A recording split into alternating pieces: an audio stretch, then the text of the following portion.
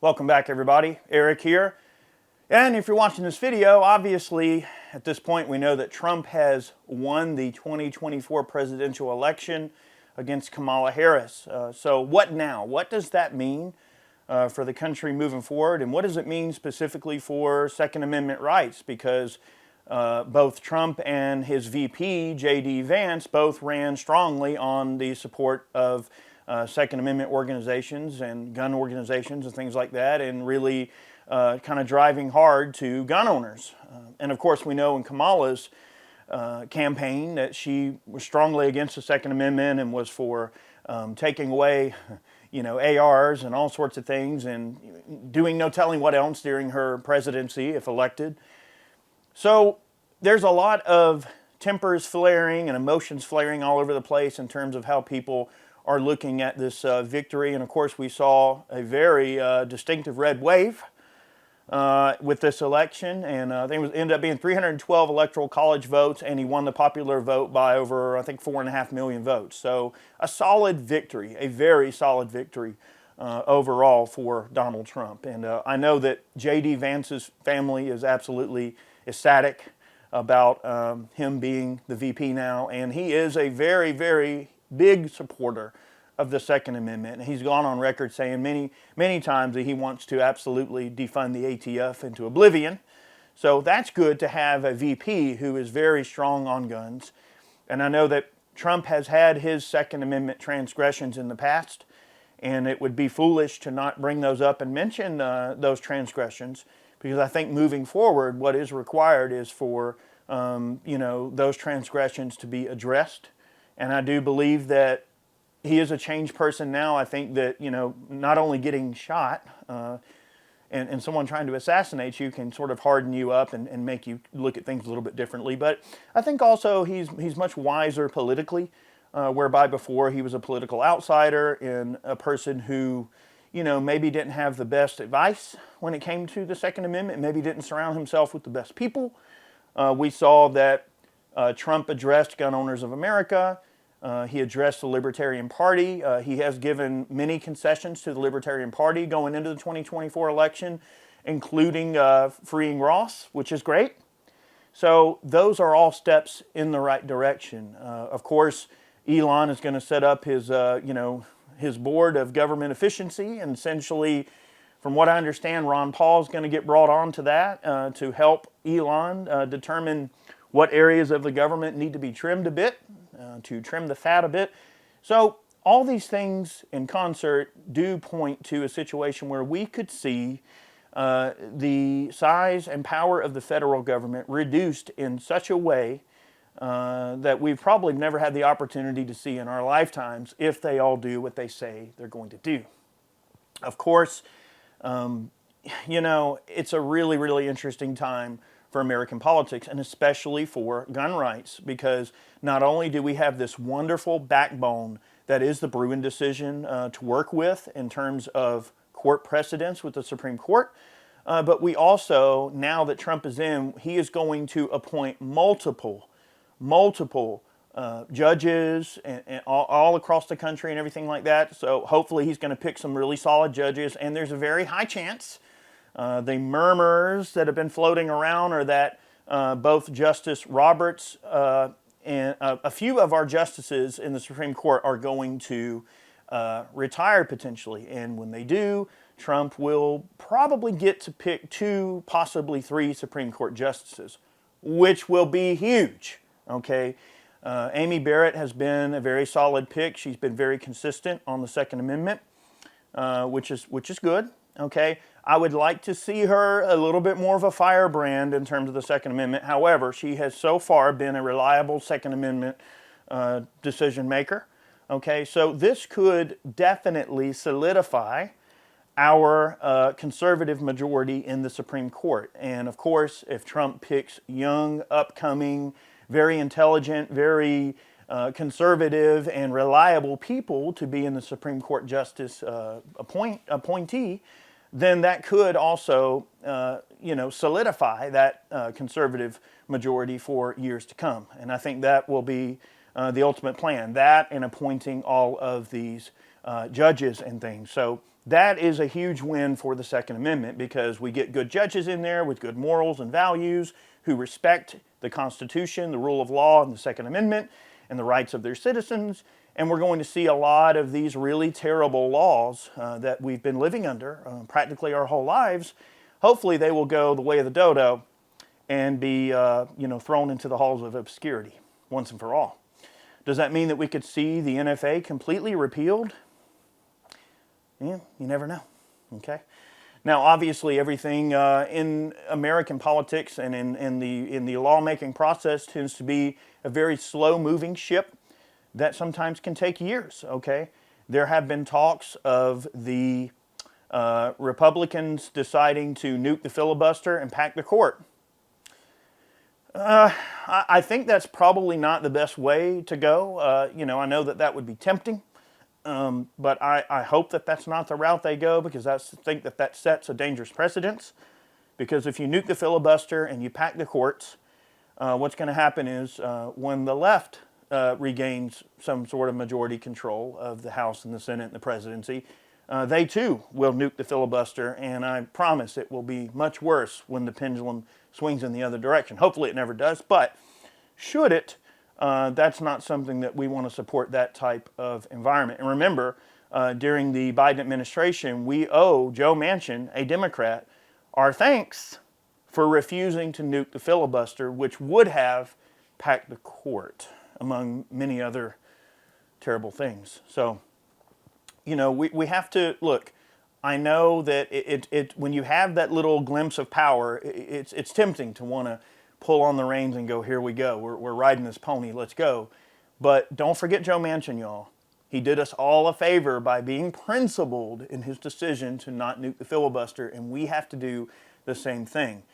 If we are ever in a position to do that, I don't think that's some environment that we should ever support. We should do it the legitimate way. Appoint whatever justices we're going to appoint to the Supreme Court, appoint whatever judges, and move on with life. And we fight this in the courts, and we freaking win, okay? And we chip away incrementally at it, just like we have incrementally been fed this very terrible stew of bullcrap from the gun lobby for decades. So is that to say, is Trump going to get a lot of work done in the next 4 years? I think he will.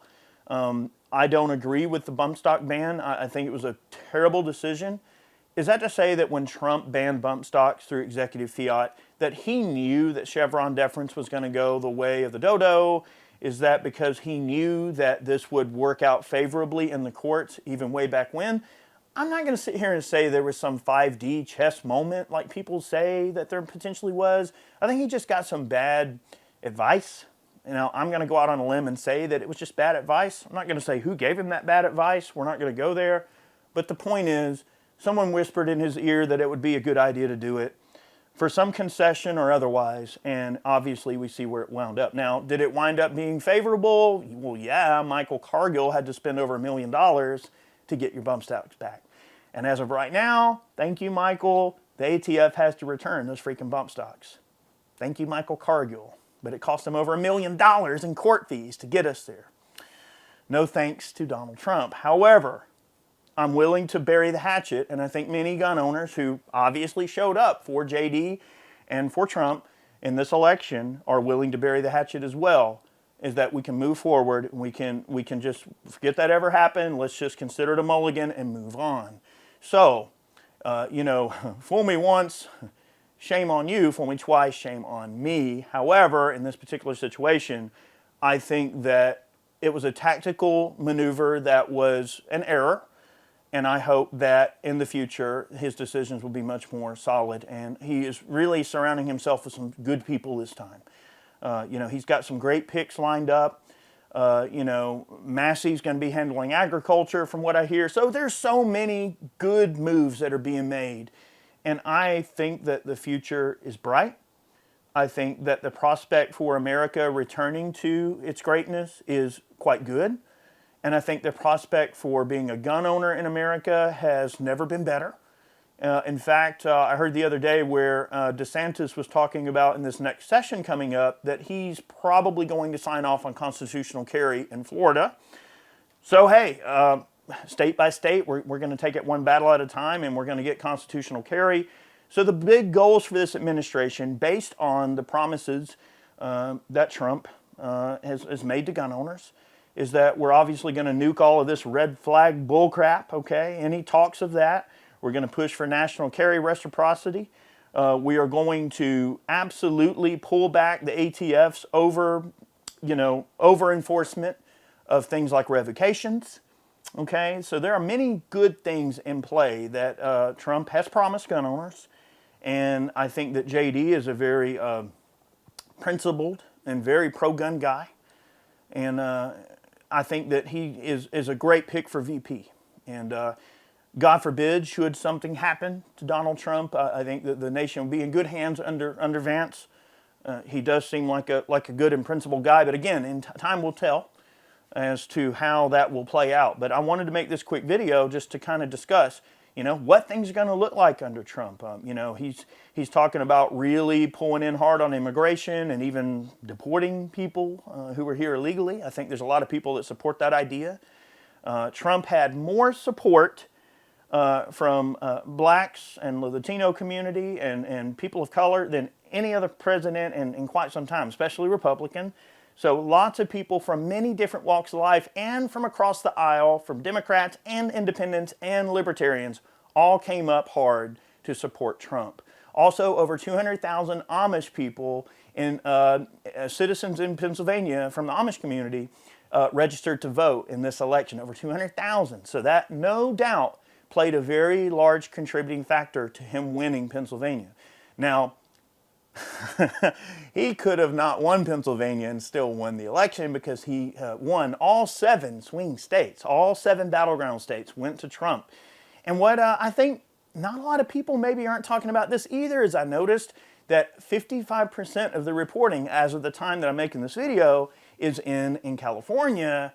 And he does have like 5 million votes in California alone. Now, yeah, Kamala's ahead, but not by that much on the popular vote count. So that's so wild to me that, like, yes, even though Kamala did win California, he did have a lot of people in California show up to support him. And I think that goes to speak volumes. He flipped Miami-Dade County red down in Florida. That, I believe, on election night, when I was watching all of the results come in, that was the first thing that I thought when all the reporting came in, and of course, Florida is usually one of the first ones to start reporting.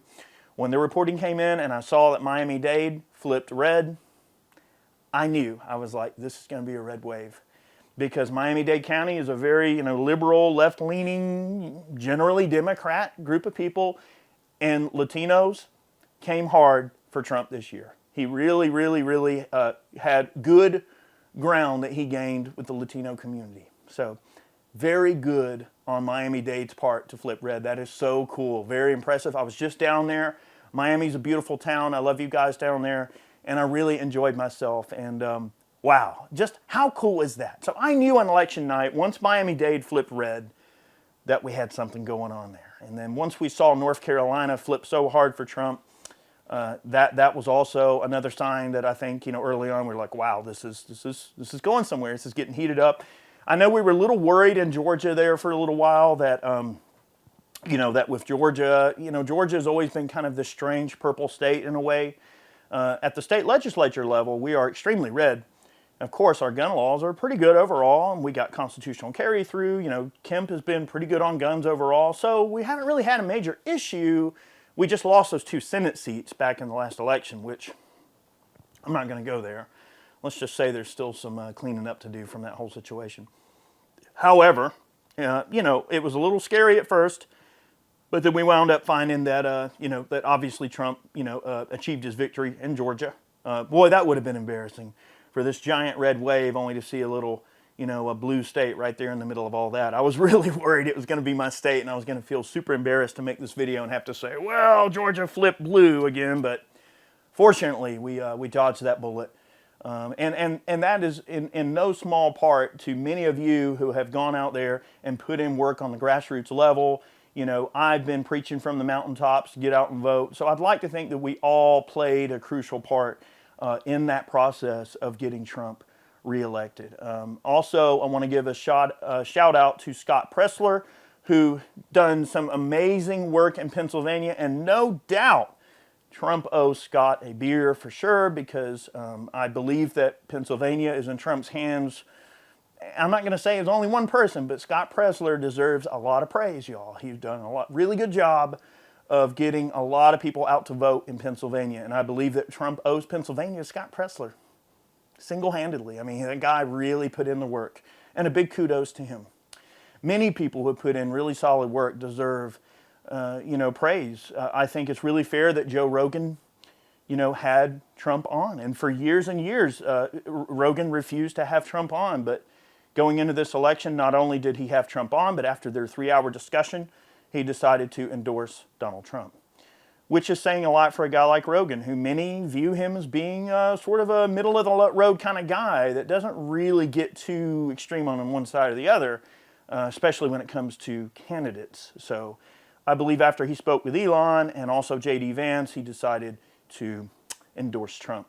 Of course, I think it's important to give props to Elon, who, if he did not purchase Twitter, I doubt that we would win in the war of ideas and the war of information. So people can say what they want about the platform, but it is the #1 platform for information. It is the top social media platform right now, and for good reason. X/Twitter is doing fantastic. You can follow me over there, Iraq Veteran 8888. I'm very active on Twitter. Mind you, I speak my mind, okay? I don't hold anything back on Twitter, so don't follow me over there unless you want the real hardcore truth bombs.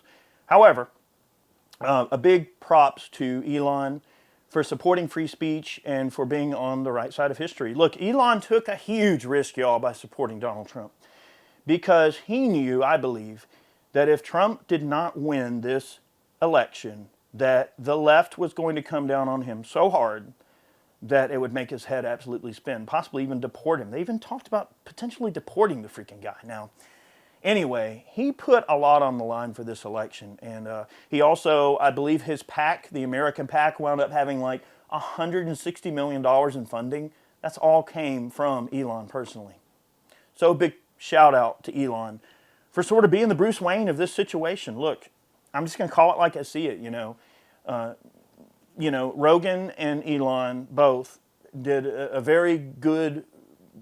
had a good role in this situation for helping out Trump in this election. So this has been a grassroots movement, and people came out and they made their voices heard, and they made this thing happen for him. So let's hope that this next 4 years is going to hold some good things for the Second Amendment. I know that I'm a gun channel. I try not to get too much into the politics too often. However, when I do, I feel like it's important. So in this particular case, because it is such a potentially, good thing for the Second Amendment community, I really wanted to bring this up, because I know there are some varying points of view about Trump's position on guns, and some people sort of grudgingly supported Trump just because they hate Kamala so much, or they don't like the way things are going. I get that. However, I do feel like he is a changed person in terms of his Second Amendment views, and I think that we should give him a chance and work with him. And, look, we're going to hold this administration's feet to the fire just like any other administration. We're not going to play nice. We're going to get our concessions. We're going to hold them accountable to what they told us they were going to do for us. And that includes the libertarians, that includes the gun rights groups and the gun lobby. That includes everyone who, he made promises to. We're going to do the best we can to work with the administration to see those promises kept, and to do what we can to see that through for the American people, and to honor our commitments to each other, and to keep our word. That's my goal, to see it through. And my chip is in Trump's pile, and I'm going to do everything in my power that is required to see those promises kept, for him, for me, for everyone. And I'm going to continue making videos, guys. Look, I got a lot of great content on the way. I wanted to just kind of make this informal video to sort of give you an idea where my head's at on this whole thing. What do y'all think? Let me know in the comment section below. I've got so much more content on the way. I really appreciate you guys tuning in to hear my thoughts on this. What do y'all think? Let me know. I really want to hear what you have to say. I'm going to start responding to some comments down in the comment section below. I will respond to some of you. Let's get the engagement going and have a talk. And look, It's all going to be okay, I promise. I know there's many people on the other side of the aisle that are very unhappy today, and just what I want to really reiterate to you guys is that, I promise it's going to be okay. It is not all doom and gloom. We don't hate people, we hate governments. When we want to change something through an election, when we want to elect a president and change the country drastically, it's not because we necessarily dislike or hate the people that make up given groups of people. It's more about the government. The government's a small group of people, really, when you think about it as a microcosm of society. So it's not to say that we have some vendetta necessarily against specific, but a large group of people, a large anonymous group of people. It's just, hey, we want to change the government. We want to change how things are being ran because we don't like how things are being ran. And I think if you just break it down to that basic premise, I think that things are going to be much better for everyone, Democrat, Republican, Independent, Libertarian alike, I think for everyone. So I'm going to try to remain hopeful and cautiously optimistic. And I'm going to keep making content. And look, I really appreciate the years of support you guys have sent my way. And I appreciate you guys being a part of what I do. And many more videos on the way, y'all. And we'll see you soon.